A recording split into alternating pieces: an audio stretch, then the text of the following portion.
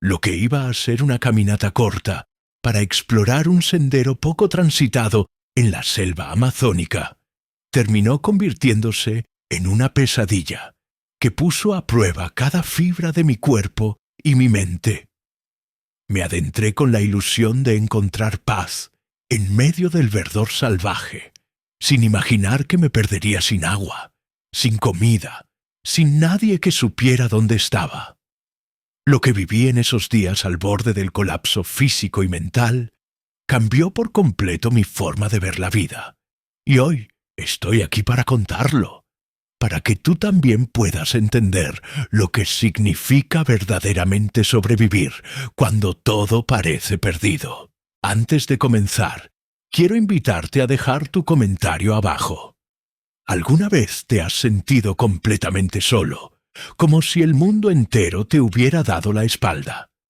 Comparte tu historia. Quiero leerte. Y si este relato logra tocar tu corazón o mantenerte al borde del asiento, suscríbete a Sobrevivientes del Silencio. Aquí no solo contamos historias, aquí revivimos cada aliento de quienes se atrevieron a mirar a la muerte a los ojos y siguieron caminando. Todo comenzó un lunes temprano por la mañana. Me encontraba en Leticia, Colombia, un pequeño pueblo en plena frontera amazónica, donde el calor húmedo te abraza desde que abres los ojos. Había planeado ese viaje durante meses. Nada lujoso, solo una mochila, mi cámara y un deseo profundo de desconectarme del caos del mundo. Me alojaba en una pequeña posada y cada día exploraba una zona distinta. Pero esa mañana, algo en mí pedía más. No sé si fue la inquietud o una voz interna, pero decidí seguir un sendero que nadie me había recomendado. Un lugareño lo había mencionado en voz baja. Hay un camino detrás del arroyo, pero cuidado, no está marcado, y eso fue todo lo que necesité para convencerme. Me llevé 1 litro de agua, una barra energética y un cuchillo pequeño. No porque esperara problemas, sino porque uno se siente más valiente con algo de filo en el bolsillo. Crucé el arroyo, empujé entre ramas y avancé. El sonido de la civilización desapareció en cuestión de minutos. Solo los cantos de las aves, el zumbido lejano de los insectos y el crujido de mis botas sobre la hojarasca. Me sentía libre. Completamente libre. Caminé durante 1 hora, luego 2. A cada paso, el sendero se desdibujaba más. A ratos lo encontraba, a ratos no. Aún así, seguí. Me detuve para tomar algunas fotos de mariposas gigantes, de árboles cuyos troncos parecían respirar. Pero cuando el sol empezó a caer, noté que algo estaba mal. Ya debía haber regresado. Volví sobre mis pasos, o al menos eso creí. Caminé en círculos. El paisaje comenzó a repetirse con variaciones mínimas, como un sueño confuso. Intenté usar el sol como guía, pero la copa de los árboles lo tapaba. Fue entonces cuando lo supe. Estaba perdido. Lo primero que sentí no fue miedo, sino incredulidad.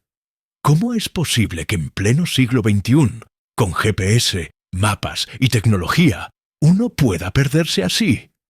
Revisé mi celular. Sin señal. Obvio.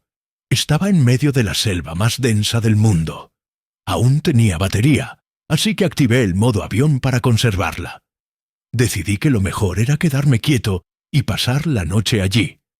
No tenía linterna, solo la luz de la pantalla del teléfono. Recogí hojas grandes. Traté de hacer una especie de refugio bajo una raíz expuesta. Y entonces cayó la noche. El primer terror fue el sonido. La selva de noche no duerme. Todo hace ruido. Desde los monos aulladores que gritan como fantasmas, hasta los pasos suaves de algo que no ves, pero sabes que está cerca. No podía dormir. Cada rama que crujía me hacía imaginar una serpiente, un jaguar o algo peor. Intenté mantener la calma, recordando documentales de supervivencia. Respira, piensa, no te muevas sin razón. Pero eso es fácil de decir cuando tienes una cama esperándote. A la mañana siguiente ya no tenía agua. La humedad del aire era engañosa. Transpiraba tanto que la sed se volvió insoportable. Busqué frutos, cualquier cosa que pareciera comestible, pero el miedo a envenenarme era más fuerte. Solo encontré un tipo de liana delgada, como mecha de cáñamo, que goteaba un líquido transparente al cortarla. Probé unas gotas. Tenían un sabor amargo, pero no me hicieron daño. Succioné más. No fue suficiente, pero algo es algo. Caminé en línea recta, o lo que yo creía que era recto. La idea era encontrar un río, o al menos un claro donde alguien pudiera verme desde el aire. Pasaron 2 días. El hambre comenzó a doler. Literalmente. El estómago ya no gruñía, solo ardía. Mis piernas temblaban y cada paso se sentía como si caminara sobre cuchillas. Bebía el rocío de las hojas cada mañana. A veces encontraba escarabajos grandes y pensaba en lo que había leído. Proteína pura. No pude comerlos. No aún, pero los guardaba. En un momento de desesperación, rompí uno y lo mordí. Era ácido, amargo, como morder una batería. Vomité. En el tercer día empecé a hablar solo. No lo noté al principio, pero me decía cosas en voz alta. Vas a salir. No mueras aquí. No cierres los ojos. Me obligaba a seguir moviéndome. Mis pies estaban ampollados. Mi cara, cortada por ramas. En una caída, rasgué mi pantalón y una espina se me incrustó en la pierna. No tuve más remedio que sacarla con el cuchillo. Grité como nunca antes. El dolor me hizo desmayar unos segundos. Fue entonces cuando la alucinación comenzó. Caminaba y veía sombras humanas a lo lejos. Escuchaba voces que me llamaban por mi nombre. Una vez incluso corrí hacia un claro donde estaba convencido de haber visto una fogata, solo para encontrar cenizas viejas y huesos de algún animal. Me arrodillé ahí y lloré. Lloré como un niño. No sé cómo no morí esa noche. La fiebre me hacía temblar y sudar. Soñé con mi madre, con su voz, con su risa. La vi sentada en la cocina diciéndome, «Ya falta poco, hijo». Desperté con los labios partidos, la piel roja y los párpados pesados. El sol me quemaba y apenas podía mantenerme en pie. Pero entonces escuché algo. No un animal, no un susurro del viento. Era un motor, un zumbido lejano. Helicóptero. Me arrastré hasta una elevación. Saqué la cámara, cuya batería milagrosamente seguía viva, y usé el flash repetidas veces. Lo apuntaba al cielo, rogando que alguien lo viera. Era mi última esperanza. Y entonces ocurrió lo que jamás esperé. El helicóptero pasó sobre mí como una aparición. Sentí su sombra recorrerme la espalda como una promesa. Grité, agité los brazos, el flash de mi cámara parpadeó una y otra vez. Pero no se detuvo, no giró, solo continuó, desapareciendo entre las copas espesas como si jamás hubiera estado allí. Ese momento rompió algo dentro de mí. No fue solo la decepción, fue la certeza de que nadie venía. La selva, en su infinito misterio, había decidido que aún no era el momento. Caí de rodillas. Pensé que lloraría otra vez, pero no. Estaba seco, por dentro y por fuera. Ya no tenía lágrimas, ni saliva. Solo una mente que oscilaba entre el deseo de rendirse y el impulso primitivo de seguir. Cerré los ojos unos segundos, intentando recordar el rostro de mi padre. Pero lo vi borroso, muy borroso. Eso me asustó más que cualquier jaguar o alacrán. Estaba olvidando. Incluso ¿quién era yo? La fiebre volvió con más fuerza, y esa noche, delirando entre sueños rotos, vi algo más.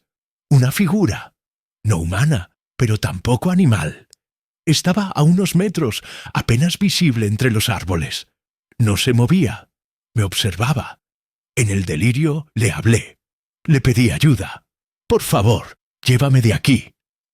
La figura no respondía, solo respiraba. Era alta, delgada, cubierta de algo que no era pelo ni plumas. Solo sombra. Cerré los ojos con el corazón latiendo como un tambor, y cuando los abrí, ya no estaba. Al amanecer, me despertó el canto de un pájaro.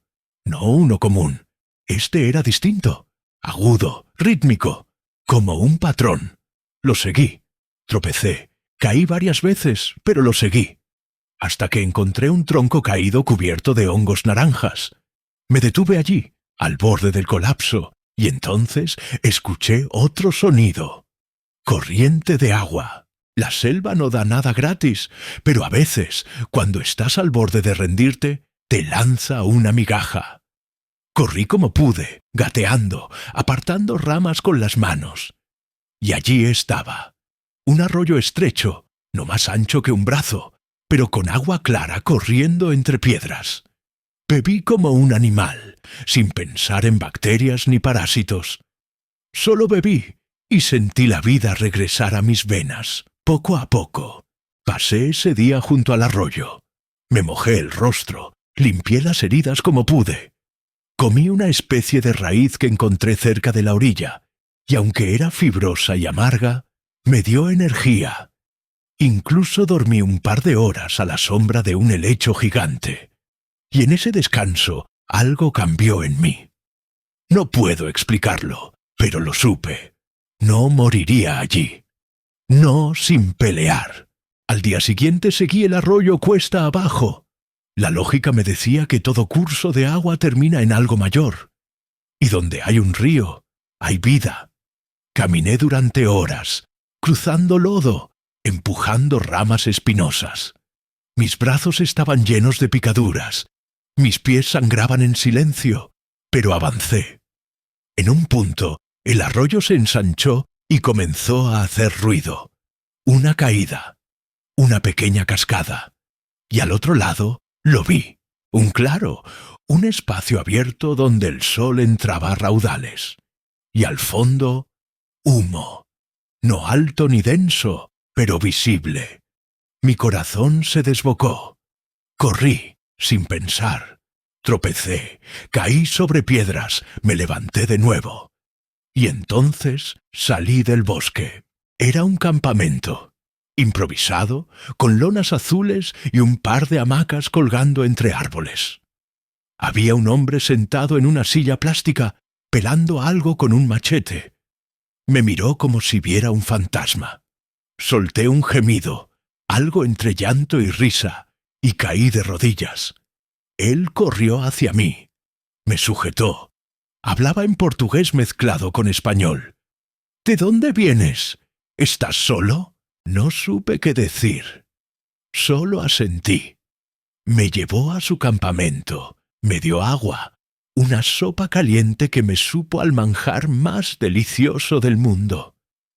Me cubrió con una manta y avisó por radio a su equipo. Eran recolectores de plantas medicinales que llevaban semanas en esa zona. 2 días después, una lancha me llevó río abajo hasta un pequeño puesto militar. Y de ahí, un vuelo me devolvió a Leticia. Cuando volví a la posada, la dueña me abrazó llorando. Habían llamado a la policía, pero nadie se había atrevido a buscarme en esa zona. Demasiado peligrosa, dijeron. Me miré al espejo. No me reconocí. Había perdido más de 10 kilos. Tenía la barba crecida, los ojos hundidos, pero estaba vivo. Y más que eso, estaba despierto. Desde entonces, cada vez que tengo sed, pienso en aquella gota de liana. Cada vez que escucho una voz, recuerdo las que no existían. Y cada vez que me siento solo, sé que no lo estoy del todo. porque esa sombra que me miró en la selva, sea lo que sea, aún vive en mi memoria. Tal vez fue la selva misma, tal vez fui yo. Pero una cosa es segura, la selva no olvida a quienes sobreviven. Volver a casa fue como entrar en un sueño ajeno. Todo estaba donde debía estar, pero nada se sentía igual. El aire tenía otro peso, las voces, otro eco. Me recibieron con abrazos, preguntas, lágrimas. Pero algo dentro de mí había cambiado de manera irreversible. No era solo el cuerpo maltrecho, las cicatrices físicas, era la mente. La conciencia de que la muerte, tan abstracta para muchos, había estado sentada a mi lado en la oscuridad, mirándome sin decir palabra. Durante semanas no pude dormir bien. Cada vez que cerraba los ojos, la selva volvía. No en pesadillas, sino en recuerdos sensoriales. El olor a tierra mojada, el crujir de los insectos bajo las hojas, el sabor de aquella raíz amarga, y siempre, al fondo, el susurro invisible de algo que me seguía observando. Mis amigos decían que era el trauma, que era normal sentirme así, pero yo sabía que había más, algo no contado, algo que no entendía completamente. Aún comencé a escribir lo que recordaba, a dibujar mapas mentales de la ruta que había seguido, y en el proceso encontré una nota, un pequeño papel doblado entre las páginas de mi libreta de campo, que juraría nunca haber escrito. Estaba manchado de humedad y tierra, pero la letra era claramente mía. Decía, ella me salvó. Nada más, solo eso. El problema era que yo no recordaba haberlo escrito, y más aún, ¿quién era ella?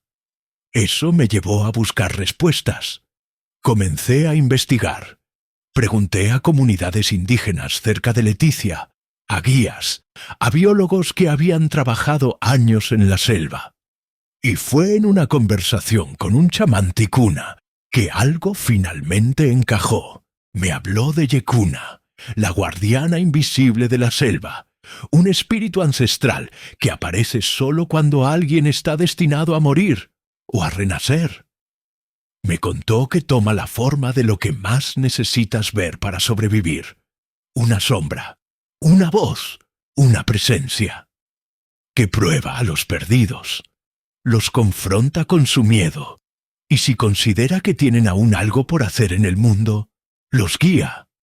No siempre con palabras, a veces solo con un canto o una presencia silenciosa entre los árboles.